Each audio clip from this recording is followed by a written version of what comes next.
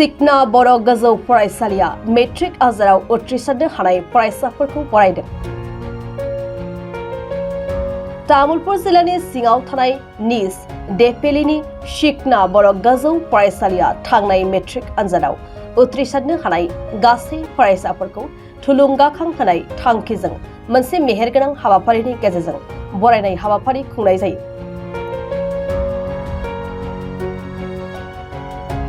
तामुलपुर जिल्लानि सिङावनो बर' बिजोंनि फरायसालिखौ गोजौ मान दैखांनो हानाय सिकना बर' गोजौ फरायसालिया गुनगोनां सोलोंथाइ होनायाव गोख्रों बिफाव लाबोदों।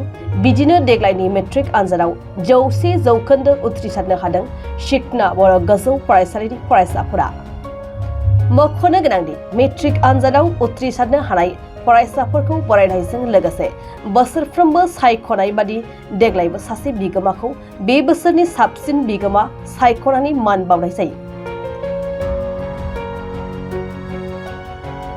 बे फरायसालिनि गाहाय फोरोंगिरि चन्द्रधर बर'आ बुंथिनाय आरो बे फरायसालिनिनो सासे फोरोंगिरि सनेश्वर नार्जारिनि आफाद सामलायनाय बे मेलाव 59 नं तामुलपुर विधानसभानि एमएलए जलेन दैमारिया गाहाय आलासि महरै नुजाथियो।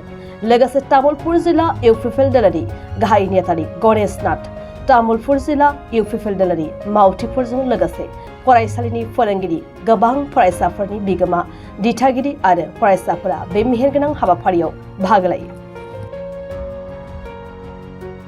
दिनैहाय सिकना बर' गोजौ हाइस्कुलनि मेट्रिक आनजादाव उथ्रिसारनो हानाय फरायसाफोरखौ बरायनाय हाबाफारियाव बाहागो लानानै जोबोद गोजोननाय मोनदों आरो मोनसे जारिमिनारि दिन होननानै आं दिनै बुंनो लुबैदों। मानोना सिकना बर' हाइस्कुलनि मोनसे मिशन दङमोन, न' फेल नट हार्ड। दा बेखौ बिथांमोना दिनै साक्सेस खालामनो हादों।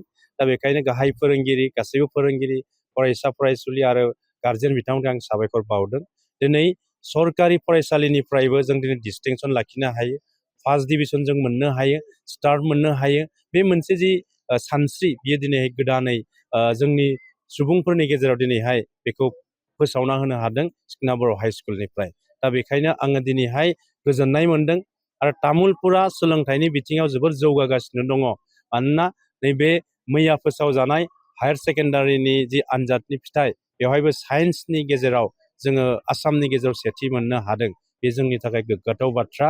दा बेखायनो दिनै सरकार सोलायनाय लोगो लोगो बिटिआर गाहाय मावफुं सोद्रोमा प्रमद बर' सार बिथांनि दैदेननायाव मोनसे थासारि दिनै जोंनि गेजेराव फैदों।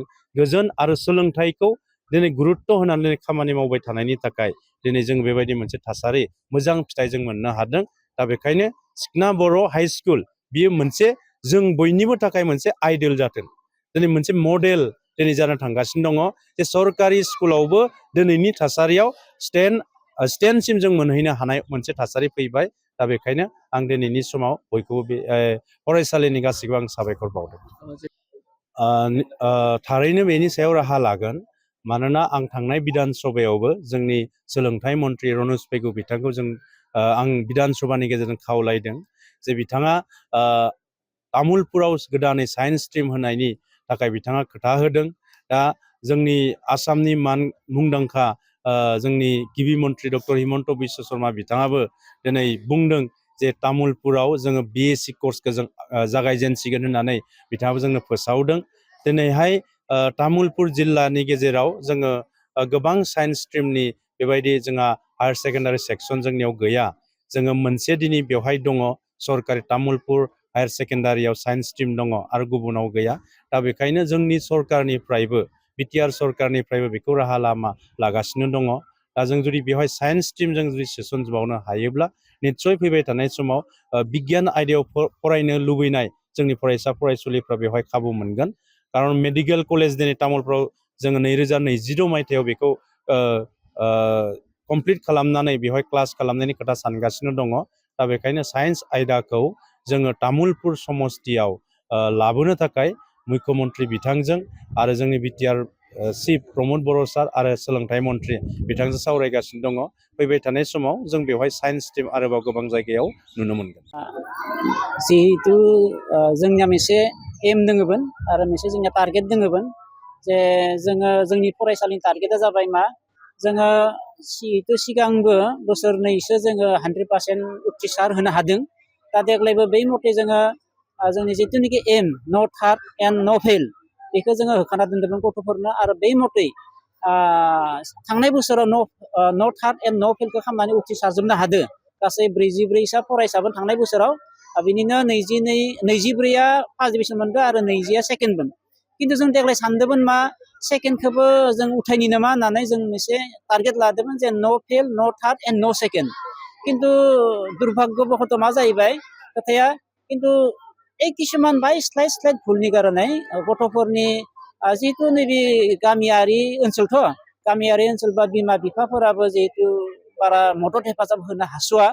दा जों जिमानखिनि हायो जोङो जथरनास्ति सेस्था खालामनानै फोरोंगिरिफोरखौ आं लोगोआव लाफानानै हम भिजिट खालामनायनिफ्राय सोरनोबा जुदि आरो मदद हेफाजाब नांगौ बे मदद हेफाजाबखौबो होनायनिफ्राय आरो जुदि सोरनोबा स्पेसियेलि जुदि माबाफोर जुदि बुजिया मोनाखैबा बेफोरखौबो जोङो फोरोंगिरिफोरखौ लानानै हम भिजिट खालामनानै फोरोंनायनि गेजेरजों जोङो देग्लाय गासै 56 फरायसाफोरनि मादाव जोङो गासै 43 फरायसाफोरखौ फार्स्ट डिभिजन थांहोनो हादों। बेनिनो 43नि गेजेराव सासे डिस्टिंसन आरो 9आ स्टार आरो बेनिफ्राय 13आ सेकेन्ड थांमारनायसै आरो बिसोरबो माने बायनि कारणे फार्स्ट डिभिजन थांदियासै। नैबे जोंनि जिथुनिखि गोथार हाबाफारि उथ्रिसारनाय फरायसाफोरखौ बरायनाय बे बरायनायाव जोंनि हांख्रायनाय लेखा जोंनि 43 नं तामुलपुर LAC नि मानिनां MLA सार मुस्रिगेवलां जलेन दैमारि सार बिथाङा दिनै गाहाय आलासि महरै बाहागो लाफैनानै जोंनि जा हाबाफारि बे हाबाफारिखौ जाफुंसार होनायाव गोख्रों मदद हेफाजाब होफैनो हादों। दा फोरोंगिरिनि जेंना होनबाथ' आंनि स्कुलाव नै बर्तमान 6 फोरोंगिरि भेकेन्ट दङ आरो नै 2 माह उनाव जुन दानाव आरो सासे भेकेन्ट जाबावगोन। दा बे फोरोंगिरिनि जिथुनिखि अभाब भेकेन्सि बे जोंखौ फरायसाफोरखौ फोरोंनानै डेभेलप खालामनायाव गोबां हेंथा जानानै नुजाथिदों। थेवबो जोङो जिहेतु जोंनि जा साननाय थांखिखौ जाफुंसार होनांगोन नालाय बेनिखायनो आङो मा खालामनायसै जोंनि फोरोंगिरि हानजाखौ लिंथुमनानै मोनसे स्टाफ मिटिं खालामबाय। स्टाफ मिटिं खालामनानै सासे जोङो हिन्दी फोरोंगिरि जिहेतु थांनाय 2023 मायथाइनि फेब्रुवारियाव सासे रिटायार जाबाय नालाय बेनिखायनो गुबुन सासे आरो हिन्दी फोरोंगिरि हिसाबै जोङो गेस्ट टिचार महरै लाखिदो। बे गेस्ट टिचारनो जोङो थांनानै फैसाखौ हरनानैबाबो जोङो गेस्ट टिचारखौ लाखिनानैबाबो जों फरायसालिनि जिथुनिखि फरायसाफोरनि उथ्रिसारनाय बे मानदन्दखौ लाखिनो हादों होननानै आं सानो आरो जिहेतु नोंथांमोननि फरायसालियाव दिनै नुनो मोनदों जादों बेखौ जोङो ओरैबायदि खालामो जाहाथे फरायसाफोरनि सायाव गारजेनफोरा गोसो गुदुं जाथो गोसो होथो। दा थिग बेबायदिनो मोनफ्रोमबो बोसोराव जोङो सासे बेस्ट गार्जेन सिलेक्सन खालामो आरो बे बेस्ट गार्जेनखौ जोङो फरायसाखौ माबायदि थुलुंगा होदो। फरायसा जिहेतु गार्जेन होनबोला जोथोनगिरि मददगिरि आरो सिमां सुजुगिरि नङा होमबा। बेनिखायनो बे माबायदि सिमां सुजुनो होनो हादों फरायसाफोरखौ माबायदि थुलुंगा होनो हादों फरायनायाव माबोरै गोसो गुदुं खालामनो हादों बेफोरनि जों फांसनफोरखौ नायो बिनि आखुथायफोरखौ नायनानै बिथाङा जिहेतु जों सिगांनिफ्रायनो फरायसालियाव गावनि गथ'आ माबायदि फरायदों माबायदि फरायाखै मा साबजेक्टआव मा आयदायाव माने रोंगो रोङा बेफोरखौ खबर लाफा लाबाय थायोमोन। आरो मबाइलनि आजिखालिथ' आरो मबाइलनि जुगथ' मबाइलजोंबो बिथाङा खबर लाफा लायोमोन। दा बे जुनै गासैबो बिथिंनिफ्राय जिहेतु बिथां गार्जेना सांग्रां दा बेखौ जोङो नोजोर बोनानै जोंनि फरायसालिया बे देग्लाय डिस्टिंसन मोननाय फरायना हाथाइस्रि स्वर्गियारिनि असे बिफा मुस्रिगेवलां पद्मि स्वर्गियारिखौ जोङो बेस्ट गार्जेन हिसाबै सिलेक्सन खालामनानै बिथांखौ मान बावनाय जादों दिनैनि बे गोथार बुब्लिनि गेजेरजों।